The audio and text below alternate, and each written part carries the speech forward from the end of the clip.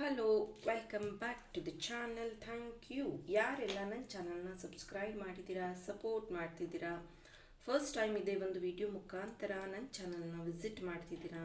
ಇವತ್ತಿನ ಟಾಪಿಕ್ ನಿಮ್ಮ person real true deep feelings ಏನಿದೆ ಅನ್ನೋದ್ರ ಬಗ್ಗೆ ಆಗಿರುತ್ತೆ.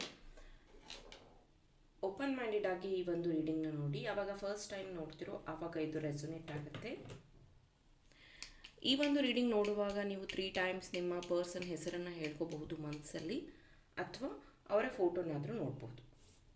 ಯಾರು ಸಿಂಗಲ್ಸ್ ಇದ್ದೀರಾ ಅಥವಾ ಲವ್ ಮಾಡ್ತಾ ಇದ್ದೀರಾ, ಕಮಿಟೆಡ್ ಇದ್ದೀರಾ, ಸೊ ನೀವೇನಾದರೂ ನಿಮ್ಮ ಸೋಲ್ಮೇಟ್ನ ಅಟ್ರ್ಯಾಕ್ಟ್ ಮಾಡಬೇಕು ಅಂತಿದ್ದೀರಾ, ನಿಮ್ಮ ಜೀವನದಲ್ಲಿ ಸೋಲ್ಮೇಟ್ ಅಥವಾ ಟ್ವಿನ್ ಫ್ಲೇಮ್ನ ನೀವು ಅನುಭವಿಸ್ಬೇಕು ಅಂತಿದ್ದೀರಾ, ಹಾಗಿದ್ರೆ 7 ಡೇಸ್ ಅಟ್ರ್ಯಾಕ್ಟ್ ಯುವರ್ ಸೋಲ್ಮೇಟ್ ಕಾರ್ಯಾಗಾರವನ್ನು ನಾನು ಕಂಡಕ್ಟ್ ಮಾಡ್ತಾ ಇದ್ದೀನಿ. ಝೂಮಲ್ಲಿರುತ್ತೆ, ಝೂಮ್ ಆನ್ಲೈನ್ ಆ್ಯಪಲ್ಲಿರುತ್ತೆ. ರಾತ್ರಿ 9 ಗಂಟೆಯಿಂದ 10 ಗಂಟೆ 1 ಅವರ್ ಡೈಲಿ ಇರುತ್ತೆ. 7 ಡೇಸ್ ಇರುತ್ತೆ. ಇಂಟ್ರೆಸ್ಟ್ ಇರುವಂಥವ್ರು ಜಾಯಿನ್ ಆಗಿ ನಿಮ್ಮ ಜೀವನದಲ್ಲಿ ನಿಮ್ಮ ಸೋಲ್ಮೇಟ್ನ ಅಟ್ರ್ಯಾಕ್ಟ್ ಮಾಡೋದಕ್ಕೆ ಇದು ಹೆಲ್ಪ್ ಮಾಡುತ್ತೆ. ಅದು ಬಿಟ್ಟರೆ 21 ಡೇಸ್ ಮನಿ ಮ್ಯಾನಿಫೆಸ್ಟೇಷನ್ ಕ್ಲಾಸ್ನ ಶುರು ಮಾಡ್ತಾ ಇದ್ದೀನಿ.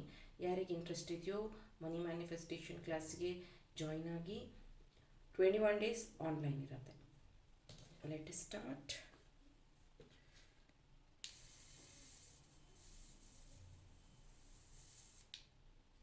Thank you. ಸೊ ನಿಮ್ಮ ಪರ್ಸನ್ ಬಗ್ಗೆ ಯೋಚನೆ ಮಾಡ್ತೀರಿ. ಅವ್ರ ಹೆಸರನ್ನು ನಿಮ್ಮ ಮನಸ್ಸಲ್ಲಿ ಜೋರಾಗಿ 3 ಟೈಮ್ಸ್ ಹೇಳ್ಕೊಳ್ಳಿ.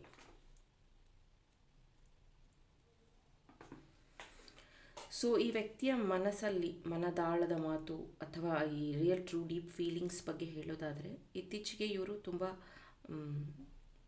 ಸೋಂಬೇರಿ ಆಗಿಬಿಟ್ಟಿದ್ದಾರೆ. ಸೋಂಬೇರಿ ಅನ್ನೋದಕ್ಕಿಂತ ಏನಾಗುತ್ತೋ ಆಗಲಿ, ದೇವರ ಇಚ್ಛೆ ಹಾಗೆ ಆಗಲಿ, ನಾನೇನು ಮಾಡೋಕ್ಕಾಗಲ್ಲ ಅನ್ನೋ ರೀತಿಯಲ್ಲಿ ಈ ವ್ಯಕ್ತಿ ಸ್ಟಬನ್ ಆಗಿದ್ದಾರೆ. ಅಂದರೆ ಏನು ಮಾಡೋದು ಬೇಡ, ಅಂದರೆ ಕೆಲಸ, ಬಿಸ್ನೆಸ್ ಇದ್ರ ಬಗ್ಗೆ ಎಲ್ಲ ತುಂಬ ಅವರಿಗೆ ಇದ್ದಂತಹ ಐಡಿಯಾಸ್ನ ಬಿಟ್ಟು, ಈಗ ನನ್ನ ಕೈಲಿಂದ ಏನೂ ಆಗ್ತಾಯಿಲ್ಲ, ನಾನೇನು ಮಾಡಿದ್ರೂ ನನಗೆ ಅದು ಹೆಲ್ಪ್ ಆಗ್ತಾ ಇಲ್ಲ, ಸೊ ನಾನು ಸುಮ್ಮನೆ ಇದ್ಬಿಡ್ತೀನಿ ಅನ್ನೋ ರೀತಿಯಲ್ಲಿ ಈ ವ್ಯಕ್ತಿ ಬಿಹೇವ್ ಮಾಡ್ತಾ ಇದ್ದಾರೆ.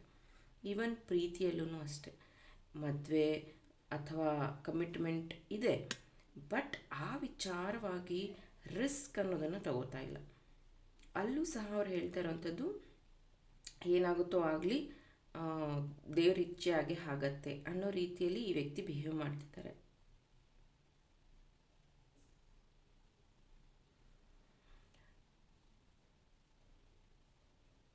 ಈ ಪ್ರೀತಿಯಲ್ಲಿ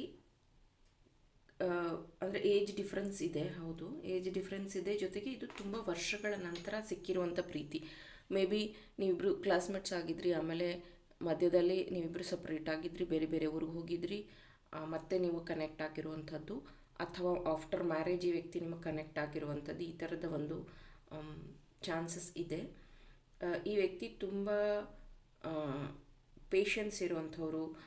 ಆಮೇಲೆ ಎಷ್ಟೋ ಬಾರಿ ನಿಮ್ಮ ಸಿಟ್ಟನ್ನು ಅವರು ಕಂಟ್ರೋಲ್ ಮಾಡೋದಕ್ಕೆ, ನಿಮ್ಮನ್ನು ಖುಷಿಪಡಿಸೋದಕ್ಕೆ ತುಂಬ ಒಳ್ಳೆಯ ನಿರ್ಧಾರಗಳನ್ನು ತಗೊಳ್ಳುವಂಥದ್ದು. ಅವ್ರ ಮಾತು ಒಂಥರ ಹೀಲಿಂಗ್ ಥರ ಇರುತ್ತೆ ನಿಮಗೆ. ಈ ವ್ಯಕ್ತಿ ತುಂಬ ನಗಿಸ್ತಾರೆ, ತುಂಬ ಜೋವೆಲ್ ಆಗಿರುವಂಥ ವ್ಯಕ್ತಿ, ತುಂಬ ಖುಷಿಯಾಗಿ ಇರೋದಕ್ಕೆ ಇಷ್ಟಪಡುವಂಥ ವ್ಯಕ್ತಿ.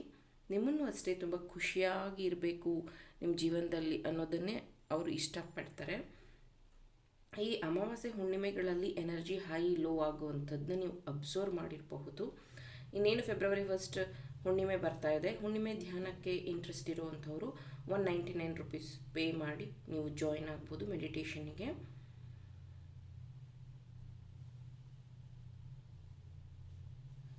ಈ ವ್ಯಕ್ತಿಯ ಜೀವನದಲ್ಲಿ ಅವರ ಅಕ್ಕನೋ ಅಥವಾ ಅವರ ಅಣ್ಣನ ಹೆಂಡ್ತಿನೋ, ಅಂದರೆ ಯಾರೊಬ್ಬರು ಥರ್ಡ್ ಪಾರ್ಟಿ ಥರ ಅವರನ್ನು ತುಂಬ ಡಿಸ್ಟ್ರ್ಯಾಕ್ಟ್ ಮಾಡ್ತಾ ಇದ್ದಾರೆ. ಅಂದರೆ ಈ ವ್ಯಕ್ತಿ ಬೇಡ, ಈ ವ್ಯಕ್ತಿನ ನೀನು ಮದುವೆ ಆಗೋದು ಬೇಡ, ಇವ್ರಿಗಿಂತ ತುಂಬ ಚೆನ್ನಾಗಿರೋರು ನಿಮ್ಮ ಜೀವನದಲ್ಲಿ ಸಿಗ್ತಾರೆ, ಈ ರೀತಿಯಾಗಿ ಅವರು ಆ ಥರ್ಡ್ ಪಾರ್ಟಿ ಅಂತ ಏನು ಹೇಳ್ಬೋದಲ್ಲ, ಅವರು ಇವರನ್ನು ತುಂಬ ಮೈಂಡ್ ವಾಶ್ ಮಾಡ್ತಿದ್ದಾರೆ ಅಂತಲೇ ಹೇಳಬಹುದು.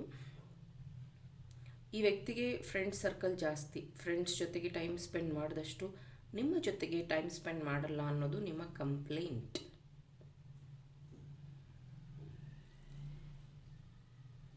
ತುಂಬ ಸತಿ ಈ ವ್ಯಕ್ತಿ ನಿಮ್ಮನ್ನು ಹೊಗಳಿದ್ದಾರೆ, ನಿಮ್ಮ ಬಗ್ಗೆ ಹೇಳಿದ್ದಾರೆ.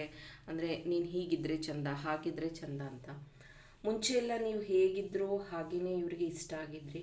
ಆಮೇಲೆ ಬರ್ತಾ ಬರ್ತಾ ತುಂಬ ಅವರು ನಿಮ್ಮ ಬಗ್ಗೆ ಚೇಂಜಸ್ನ ಹೇಳಿದ್ರು. ಅಂದರೆ ನೀನು ಈ ಥರ ಇದ್ದರೆ ಚೆನ್ನಾಗಿರುತ್ತೆ, ನೀನು ಈ ಥರ ಡ್ರೆಸ್ ಮಾಡ್ಕೊಂಡ್ರೆ ಚೆನ್ನಾಗಿರುತ್ತೆ, ನೀನು ಹೀಗಿದ್ದರೆ, ಹೀಗೆ ಬಿಹೇವ್ ಮಾಡಿದ್ರೆ, ಹೀಗೆ ಮಾತಾಡಿದ್ರೆ ಅಂತ ಅವರು ತುಂಬ ಸತಿ ಹೇಳ್ತಾಯಿದ್ರು. ಅದೇ ಥರ ನೀವು ಬದಲಾಗೋದಕ್ಕೆ ಪ್ರಯತ್ನ ಪಟ್ರಿ. ಯಾಕಂದರೆ ಆ ವ್ಯಕ್ತಿಯ ಇಷ್ಟ ಅದಾಗಿತ್ತು. ಬಟ್ ಈಗ ಹೇಗಾಗ್ತಿದೆ ಅಂದರೆ, ಈ ವ್ಯಕ್ತಿ ನೀನು ಮಾತಾಡೋದು ಇಷ್ಟ ಆಗಲ್ಲ, ನೀನು ಹೇಳ್ತಾ ಇರೋದು ಇಷ್ಟ ಆಗ್ತಿಲ್ಲ, ನಿನ್ನ ಬಿಹೇವಿಯರ್ ಇಷ್ಟ ಆಗ್ತಿಲ್ಲ, ನೀನು ನಡ್ಕೊಳ್ಳೋ ರೀತಿ ಇಷ್ಟ ಆಗ್ತಿಲ್ಲ. ಈಗ ನಿಮ್ಗೆ ಅನ್ನಿಸ್ತಾ ಇದೆ, ನಾನು ಇವ್ರಿಗೋಸ್ಕರ ಬದಲಾದೆ, ಆದರೆ ಇವ್ರು ಯಾಕೆ ಈ ಥರ ಬಿಹೇವ್ ಮಾಡ್ತಿದ್ದಾರೆ ಅನ್ನೋವಂಥದ್ದು.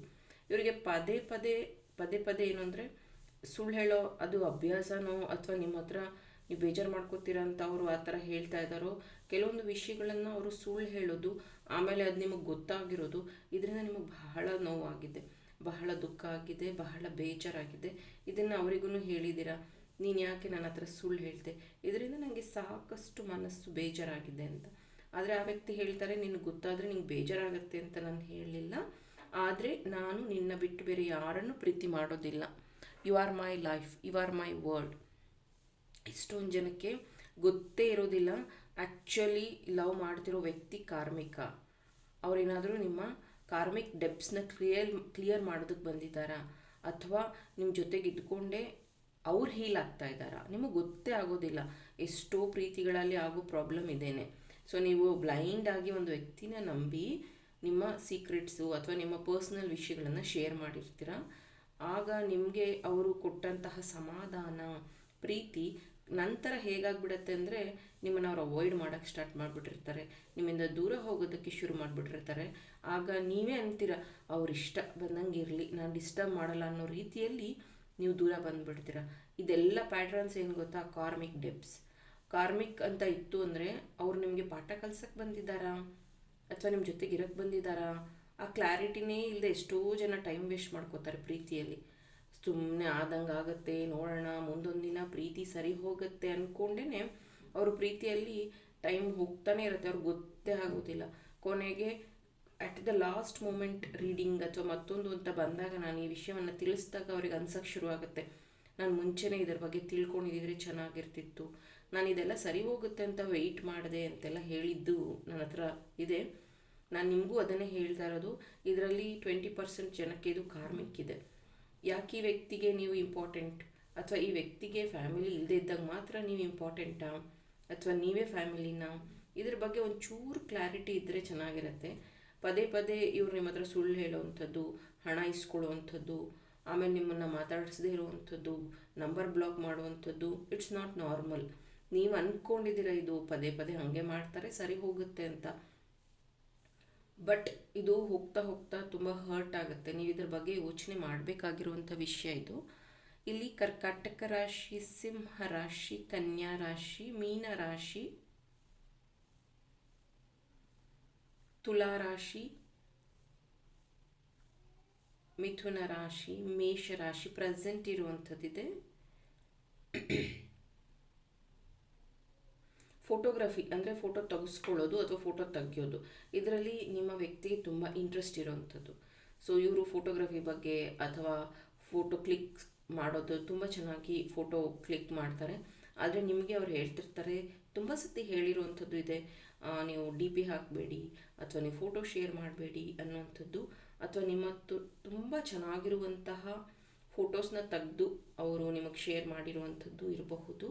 ಫೋಟೋ ಫೇಸ್ ಅಥವಾ ಫೋಟೋಗ್ರಾಫಿಂಗ್ ಆ ಥರದಲ್ಲಿ ಅವರಿಗೆ ಇಂಟ್ರೆಸ್ಟ್ ಇರುವಂಥದ್ದು, ಅಥವಾ ಒಂದು ಬೆಸ್ಟ್ ಮೂಮೆಂಟ್ಸ್ನ ಕ್ಯಾಪ್ಚರ್ ಮಾಡಿ ಇಡುವಂಥದ್ದು, ಆ ಥರನೂ ಆಗಿರಬಹುದು. ಮುಂಚೆ ಎಲ್ಲ ನಾವು ಫೋಟೋ ಫ್ರೇಮ್ ಮಾಡಿಸಿ ಇಡ್ತಿದ್ವಿ, ಫೋಟೋಸ್ನ ನಮ್ಮ ಜೊತೆ ಇಟ್ಕೋತಿದ್ವಿ. ಇವಾಗೆಲ್ಲ ಮೊಬೈಲು ಪೆನ್ ಡ್ರೈವಲ್ಲಿ ಸೇವ್ ಮಾಡಿ ಇಟ್ಕೋತೀವಿ, ಆ ರೀತಿಯಾಗಿ. ಮತ್ತು ನಿಮ್ಮ ಐಡಿಯಾಸ್, ನಿಮ್ಮ ಬಿಸ್ನೆಸ್ಸಲ್ಲಿ ಆಗಿರಬಹುದು, ನಿಮ್ಮ ವರ್ಕ್ ಪ್ಲೇಸಲ್ಲಿ ಆಗಿರ್ಬೋದು, ಆಗಿರುವಂಥ ತೊಂದರೆಗಳ ಬಗ್ಗೆ ಅವ್ರ ಹತ್ರ ಶೇರ್ ಮಾಡಿದಾಗ ಒಳ್ಳೆಯ ಮಾಹಿತಿ ಅಥವಾ ಸಲಹೆನ ಕೊಡುವಂಥ ವ್ಯಕ್ತಿಯವರು. ನಿಮ್ಗೆ ಅನ್ನಿಸ್ತಾ ಇರುತ್ತೆ, ನಾನು ಇವ್ರ ಹತ್ರ ಶೇರ್ ಮಾಡಿದ್ರೆ ನನಗೊಂದು ಸೊಲ್ಯೂಷನ್ ಸಿಗುತ್ತೆ ಅನ್ನೋವಂಥದ್ದು. ಈ ವ್ಯಕ್ತಿಗೆ ಆ ವಿಚಾರದಲ್ಲಿ ನೀವೊಂದು ದೊಡ್ಡ ಥ್ಯಾಂಕ್ಸ್ ಹೇಳಬೇಕು. ತುಂಬ ಸತಿ ಅವ್ರು ನಿಮಗೆ ಧೈರ್ಯ ಹೇಳಿರುವಂಥದ್ದು, ನಿಮ್ಮ ಜೊತೆಗೆ ಸಹಾಯವಾಗಿ ನಿಂತಿರುವಂಥದ್ದು ಇದೆ. ಮೇ ಬಿ ಇಲ್ಲಿ ನಿಮ್ಮಿಬ್ಬರಲ್ಲಿ ಯಾರೋ ಒಬ್ಬರಿಗೆ ತಂದೆ ಇಲ್ಲ, ಸೊ ಈ ತಾಯಿ ಪ್ರೀತಿ ಮಾತ್ರ ಇರೋವಂಥದ್ದು. ಆದರೆ ಆ ವ್ಯಕ್ತಿ ತಂದೆಯಾಗಿ ಅಂದರೆ ಪ್ರೀತಿಯನ್ನು ತೋರಿಸ್ತಾ ಇರೋವಂಥದ್ದು, ಅಂದರೆ ಅದು ಅಷ್ಟೊಂದು ಸಪೋರ್ಟಿವ್ ಆಗಿರುವಂಥದ್ದು, ನಿಮಗೆ ಇನ್ನೊಂದು ರೀತಿ ಶಕ್ತಿ ಬಂದಂತೆ ಆಗಿರುವಂಥದ್ದು.